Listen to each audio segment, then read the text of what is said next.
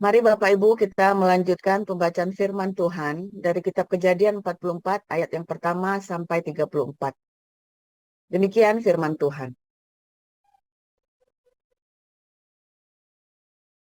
Perintahkannyalah kepada kepala rumahnya. Isilah karung orang-orang itu dengan gandum, seberapa yang dapat dibawa mereka. Dan letakkanlah uang masing-masing di dalam mulut karungnya. Dan piala perak itu, taruhlah di dalam mulut karung anak yang bungsu, serta uang pembayar gandumnya juga. Maka diperbuatnyalah seperti yang dikatakan Yusuf. Ketika paginya, hari terang tanah, orang melepas mereka beserta keledai mereka. Tetapi baru saja mereka keluar dari kota itu, belum lagi jauh jaraknya. Berkatalah Yusuf kepada kepala rumahnya, "Bersiaplah, kejarlah orang-orang itu. Dan apabila engkau sampai kepada mereka, katakanlah kepada mereka,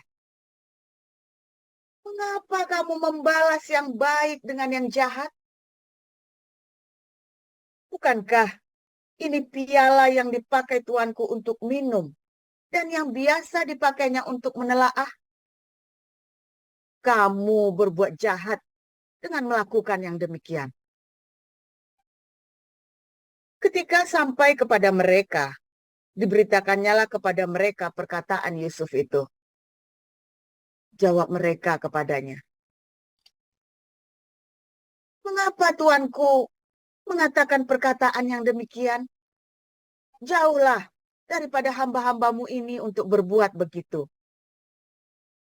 Bukankah uang yang kami dapat di dalam mulut karung kami telah kami bawa kembali kepadamu dari tanah Kanaan?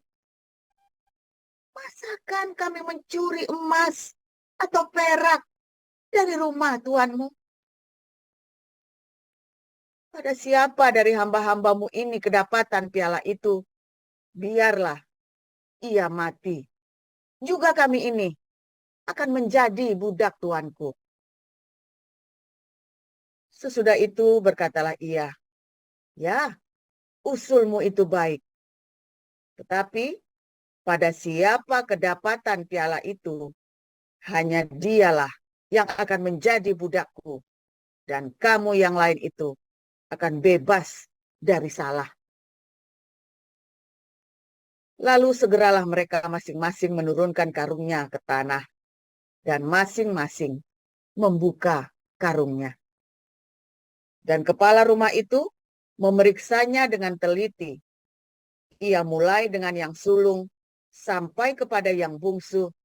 Maka kedapatanlah piala itu dalam karung Benjamin. Lalu mereka mengoyakkan jubahnya dan masing-masing memuati keledainya. Dan mereka kembali ke kota. Ketika Yehuda dan saudara-saudaranya sampai ke dalam rumah Yusuf, Yusuf masih ada di situ. Sujudlah mereka sampai ke tanah di depannya. Berkatalah Yusuf kepada mereka, "Perbuatan apakah yang kamu lakukan ini? Tidakkah kamu tahu bahwa seorang yang seperti aku ini pasti dapat menelaah?" Sesudah itu berkatalah Yehuda, "Apakah yang akan kami katakan kepada tuanku? Apakah yang akan kami jawab? Dan dengan apakah kami akan membenarkan diri kami? Allah telah memperlihatkan kesalahan hamba-hambamu ini. Maka kami ini, budak tuankulah kami, baik kami maupun orang pada siapa kedapatan piala itu." Tetapi jawabnya, "Jauhlah daripadaku untuk berbuat demikian. Pada siapa kedapatan piala itu, dialah yang akan menjadi budakku. Tetapi kamu ini, pergilah kembali dengan selamat kepada ayahmu."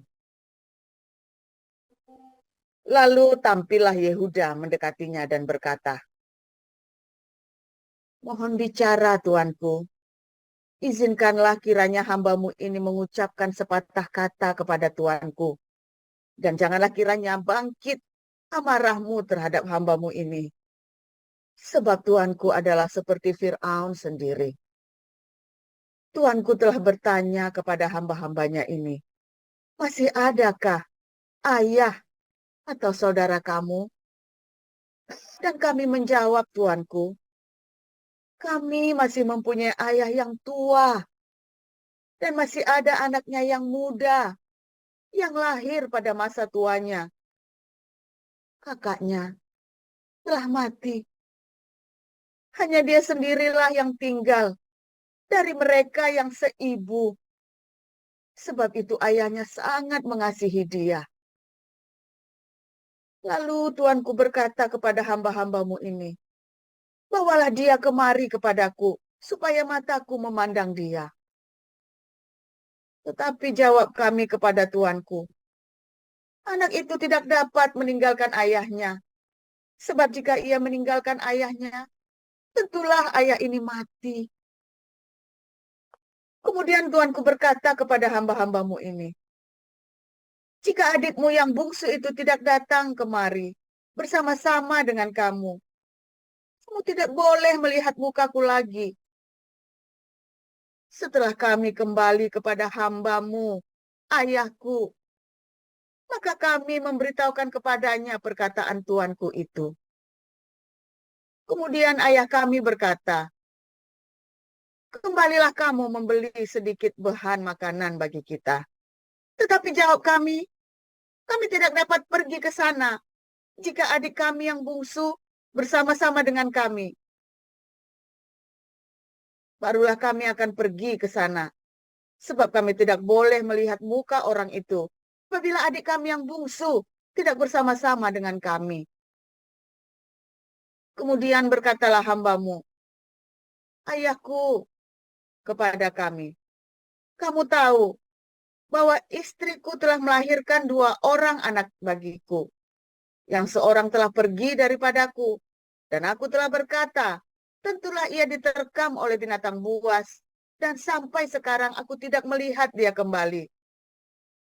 Jika anak ini kamu ambil pula daripadaku, dan ia ditimpa kecelakaan, maka tentulah kamu akan menyebabkan aku yang ubanan ini turun ke dunia orang mati karena nasib celaka. Maka sekarang, apabila aku datang kepada hambamu, ayahku, dan tidak ada bersama-sama dengan kami anak itu, padahal ayahku tidak dapat hidup tanpa dia, tentulah akan terjadi apabila dilihatnya anak itu tidak ada, bahwa ia akan mati.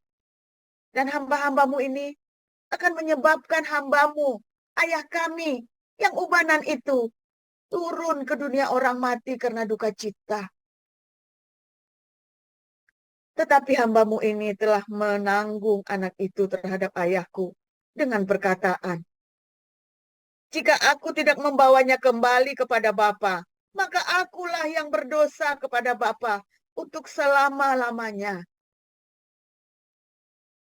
Oleh sebab itu, baiklah hambamu ini tinggal menjadi budak tuanku, menggantikan anak itu.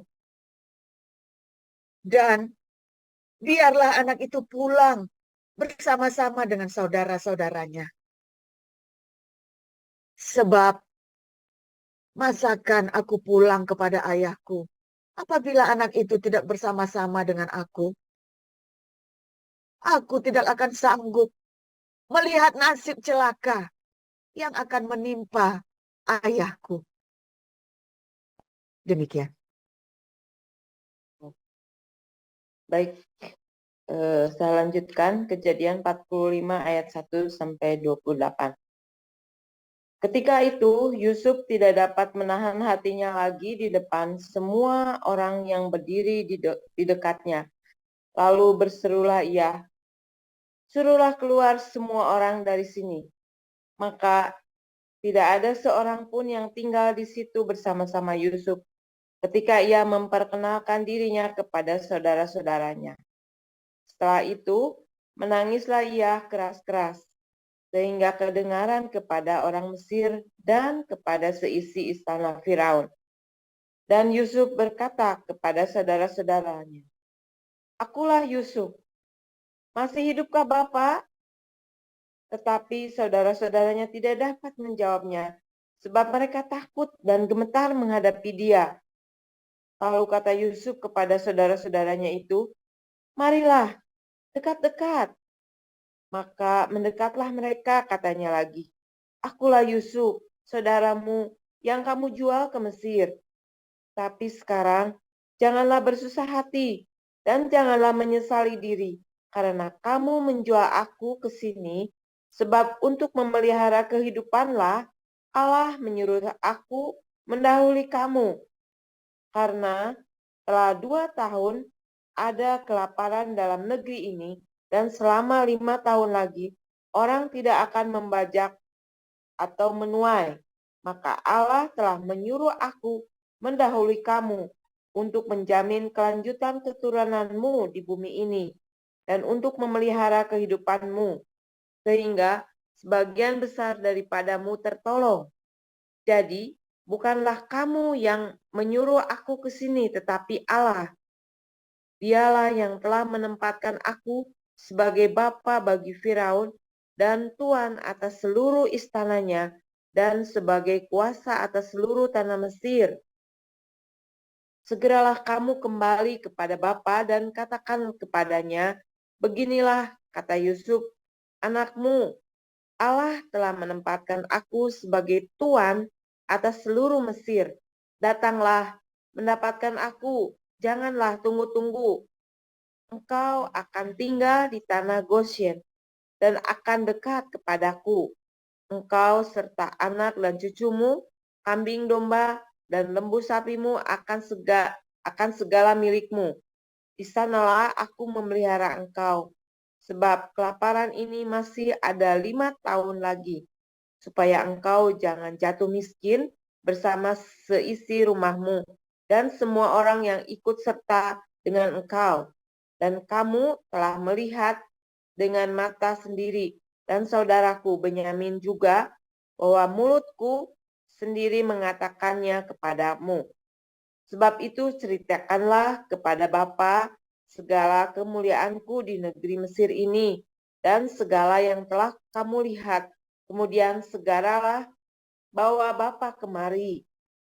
Lalu dipeluknya lah leher Benyamin adiknya itu, dan menangislah ia. Dan menangis pula lah Benyamin pada bahu Yusuf. Yusuf mencium semua saudaranya itu dengan mesra dan ia menangis sambil memeluk mereka. Sesudah itu barulah saudara-saudaranya bercakap-cakap dengan dia. Ketika dalam istana Firaun terdengar kabar bahwa saudara-saudara Yusuf datang, hal itu diterima dengan baik oleh Firaun dan pegawai-pegawainya. Lalu berkatalah Firaun kepada Yusuf, katakanlah kepada saudara-saudaramu, buatlah begini, muatilah binatang-binatangmu dan pergilah ke tanah Kanaan. Jemputlah ayahmu dan seisi rumahmu dan datanglah mendapatkan aku. Maka aku akan memberi kepadamu apa yang paling baik di tanah Mesir, sehingga kamu akan mengecap kesuburan tanah ini. Selanjutnya, engkau mendapat perintah mengatakan kepada mereka, buatlah begini, bawalah kereta dari tanah Mesir untuk anak-anakmu dan istri-istrimu. Jemputlah ayahmu dari sana dan datanglah kemari. Janganlah kamu merasa sayang meninggalkan barang-barangmu, sebab apa yang paling baik di seluruh tanah Mesir ini adalah milikmu. Demikianlah dilakukan oleh anak-anak Israel itu. Yusuf memberikan kereta kepada mereka menurut perintah Firaun. Juga diberi kepada mereka bekal di jalan. Kepada mereka masing-masing diberikan sepotong pesalin dan kepada Benyamin diberikannya 300 uang perak dan 5 potong pesalin. Di samping itu kepada ayahnya dikirimkannya 10 ekor keledai jantan, dimuati dengan apa yang paling baik di Mesir. Lagi pula 10 ekor keledai betina, dimuati dengan gandum dan roti, dan makanan untuk ayahnya dalam perjalanan. Kemudian ia melepas saudara-saudaranya serta berkata kepada mereka, "Janganlah berbantah-bantah di jalan." Demikianlah mereka pergi dari tanah Mesir dan sampai di tanah Kanaan kepada Yakub ayah mereka. Mereka menceritakan kepadanya, Yusuf masih hidup, bahkan dialah yang menjadi kuasa atas seluruh tanah Mesir. Tetapi hati Yakub tetap dingin, sebab ia tidak dapat mempercayai mereka. Tapi ketika mereka menyampaikan kepadanya segala perkataan yang diucapkan Yusuf, dan ketika dilihatnya kereta yang dikirim oleh Yusuf untuk menjemputnya, maka bangkitlah kembali semangat Yusuf, ayah mereka itu. Kata Yusuf, "Cukuplah itu, anakku Yusuf masih hidup. Aku mau pergi melihatnya sebelum aku mati." Demikian pembacaan firman Tuhan.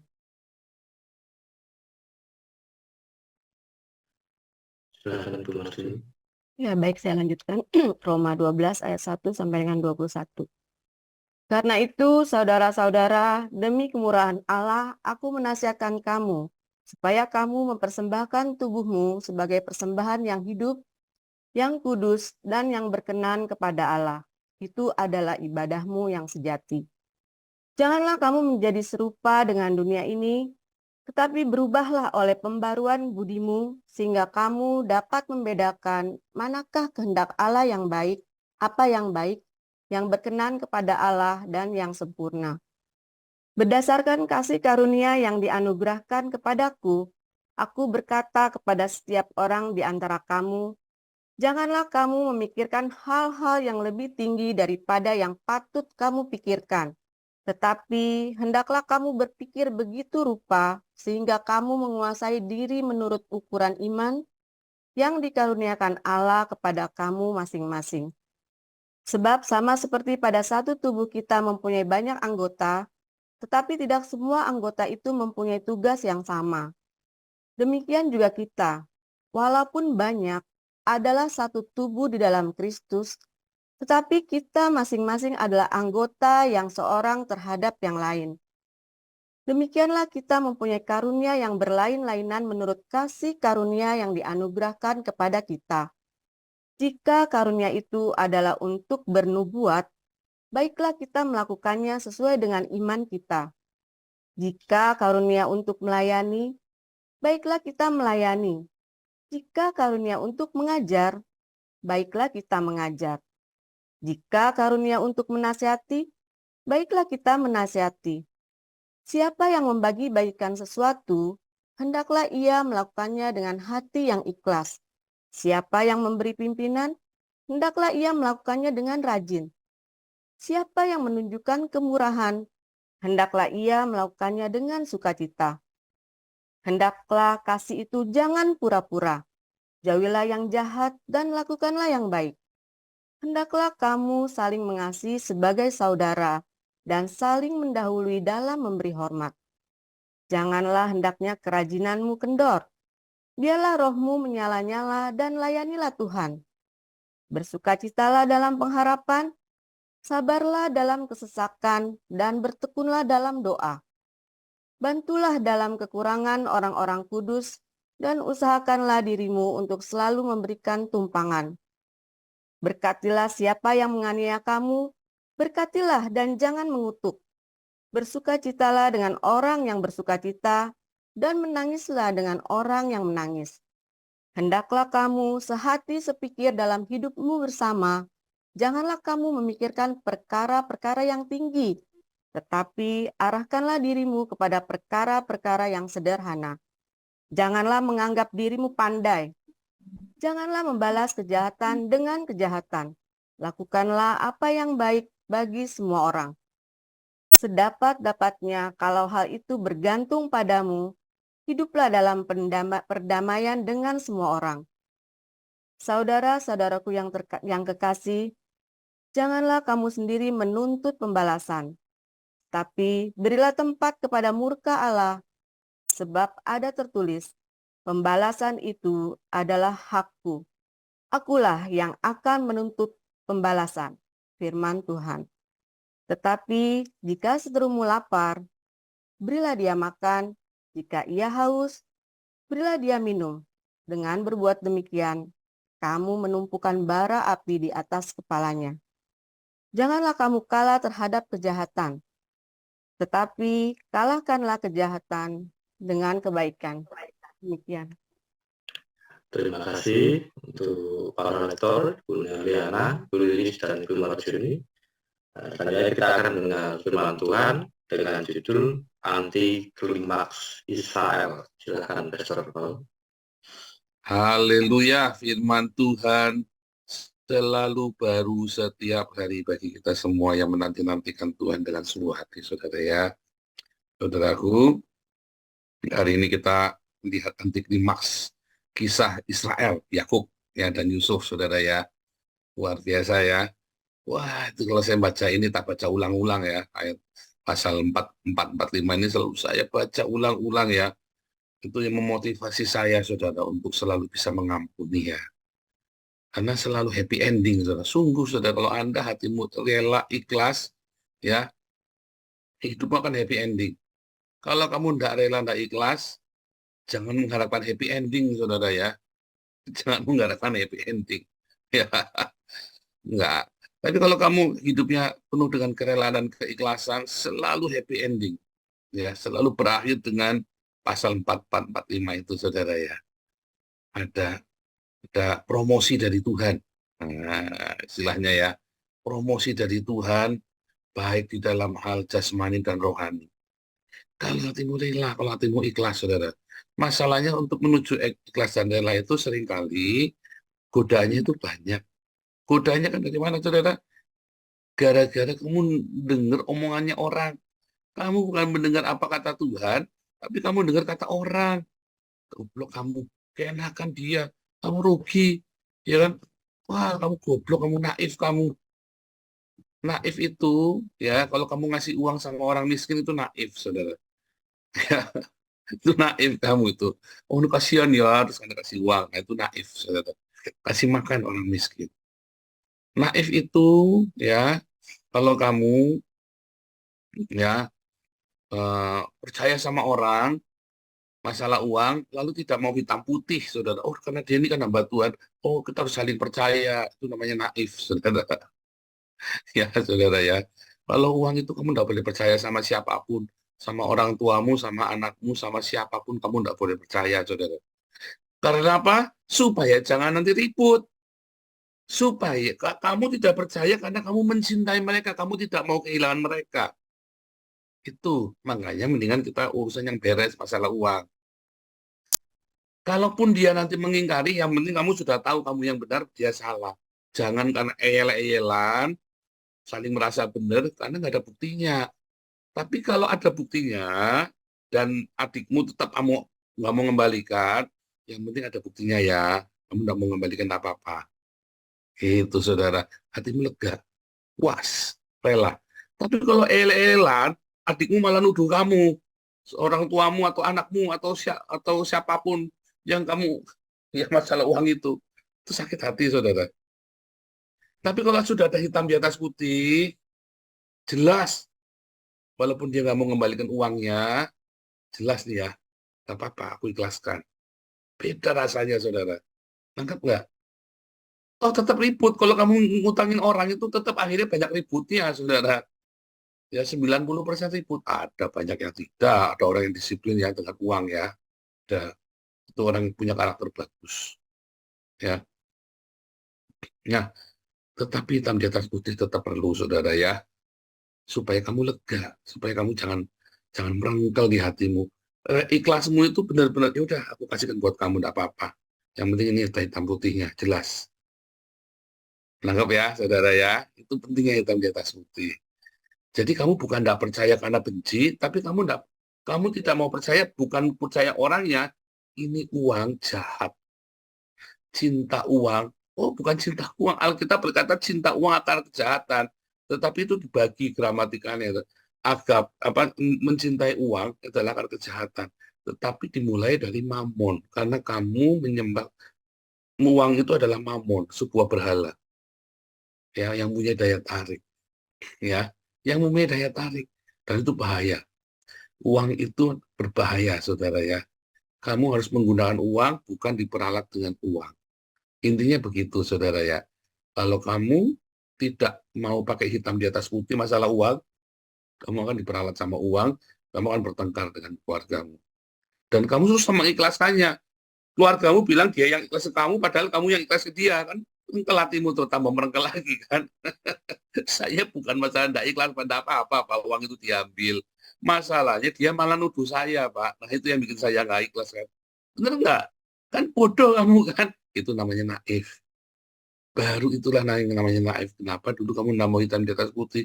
Kamu kan kalau mengikhlaskan kamu yang menang. Tetapi karena kamu dituduh, terus dia bilang, oh kamu nggak bayar, padahal dia yang pakai duit kamu, malah nyalain kamu, ya kamunya sudah ikhlas, masih ditagih, saudara. Nah, ini kamu yang ruwet. Masalahnya lagi bukan masalah kamu dengan dia lagi. Mungkin suamimu juga ikut ruwet, mungkin istrimu juga ikut ruwet, ya kan, pasangan hidupmu kan, atau mungkin itu ternyata itu uang anakmu yang kamu pinjamkan. Tambah ruwet lagi, saudara, tambah panjang lagi tuh ceritanya tuh, ya kan? Nah itu loh ya, itu namanya naif. Tetapi kalau kamu mengikhlaskan, itu namanya itu nggak naif. Masalahnya dalam proses mengikhlaskan, nanti ternyata kan ada bumbu-bumbunya, ada banyak sekali complicatednya kan. Nah, gimana mau ikhlas? Nah, itulah akhirnya kamu nggak bisa ikhlas. Mau ikhlas tapi merengkel, ya. Kalau masalah selingkuh malah gampang, masalah duit malah pusing, saudara. Masalah selingkuh ikhlas gampang, masalah duit yang ribet, saudara. Ya, saya ngomong ini berdasarkan pengalaman saya sendiri. Jadi semua yang saya ngomong, saudara ya, ini bukan saya omong kosong.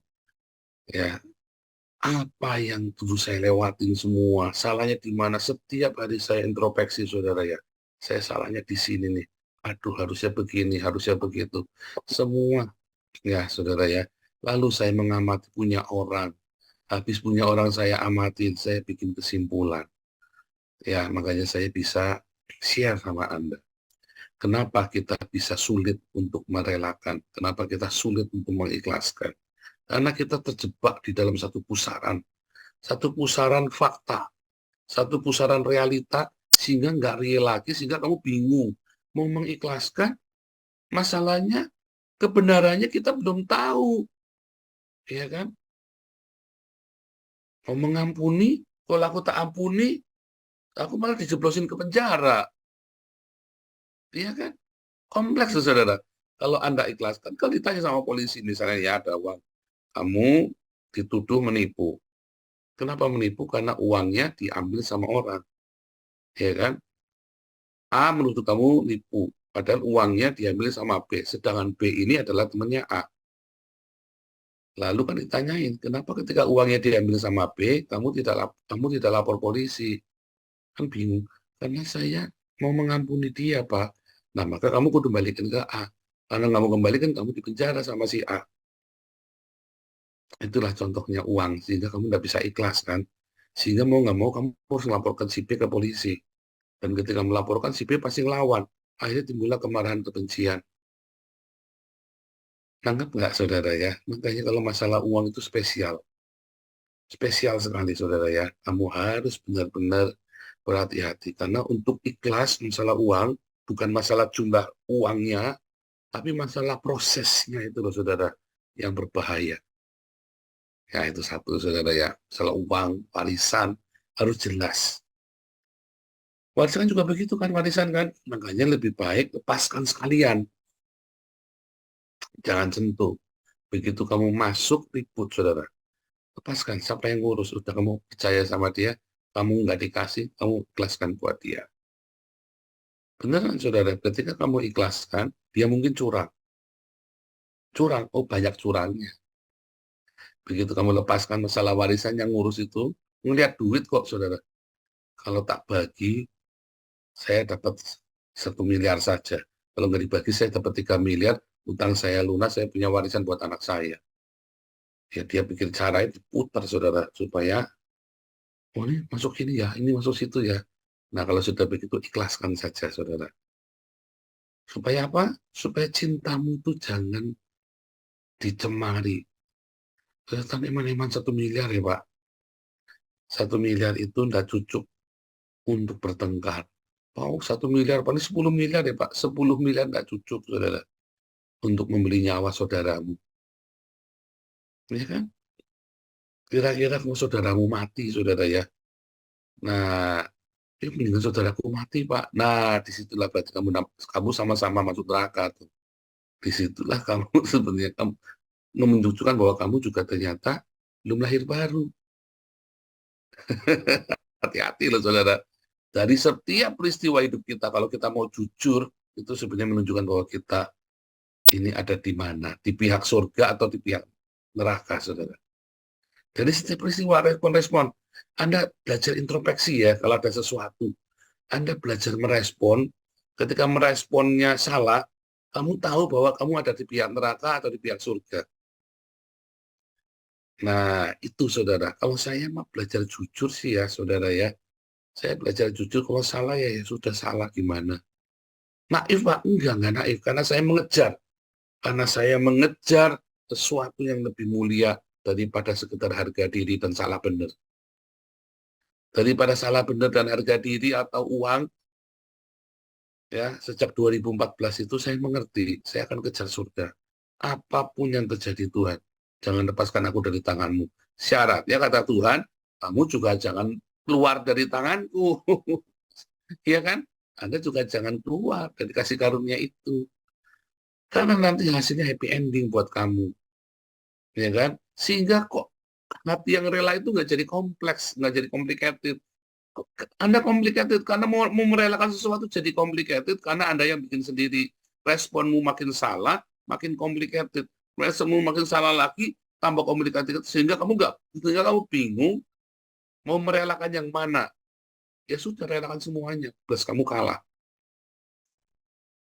Dan sanggup nggak kamu kehilangan semuanya? Akhirnya kehilangan semuanya.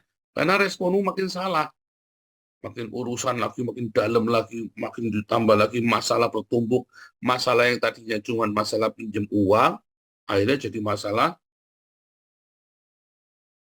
lain-lain lagi, saudara ya. Wah, tambah macam-macam lagi. Bisa gebuk-gebukan, bisa macam-macam lah. Macam-macam ya, akhirnya nanti ya 4 kali lipat. Masalah itu, respon-respon itu ya. Akhirnya mau memutuskannya, jalan satu-satunya cuman kamu tekad, datang, kamu yang minta maaf, padahal kamu yang nggak salah. Tapi dia merasanya kamu yang salah, karena ada respon-respon berikutnya. Makanya kalau bertengkar, jangan pernah mengatakan yang jelek tentang musuhmu, saudara. Supaya nanti jangan kamu yang salah.